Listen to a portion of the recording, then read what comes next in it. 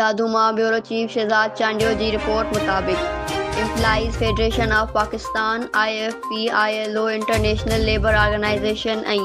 IU European Union जी सहकार सां अॼु दादू में ॿारनि जी जबरी मुशक़त ऐं हक़नि जो तहफ़ुज़ बाबति हिकु रोज़ा तरबियती प्रोग्राम बरोज़ अंगारो तारीख़ 27 दादू में कोठायो वियो, जंहिंमें मुख़्तलिफ़ मकतबनि फ़ख़्र जे माण्हुनि, मज़दूर, हारी, ज़मींदार, सोशल समाजी वर्करनि, मर्द तोड़े औरतुनि जे वॾे अंग में शिरकत रही। तरबियती प्रोग्राम में शिरकत कंदड़नि खे आगाही ॾींदे trainer Khadim Hussain Panwar, Zaki Ahmed Khan vice president IFP, Syed Nazar Ali secretary general IFP employees federation of Pakistan, Fasilal Karim Siddiqui senior advertiser,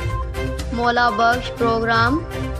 coordinator, madam Nuzrat Jahan project coordinator, employees federation of Pakistan IFP team Mohammad Hassan Murtaza Naqvi ॿुधायो त ॿारनि जी पोरिये जा केतिरा क़िस्म आहिनि। उन खां अलावा ज़राअत जबरी पोरिये जो कमु करण जे ख़ात्मे लाइ अहम किरदारु अदा करणो पवंदो। Sindh Express news.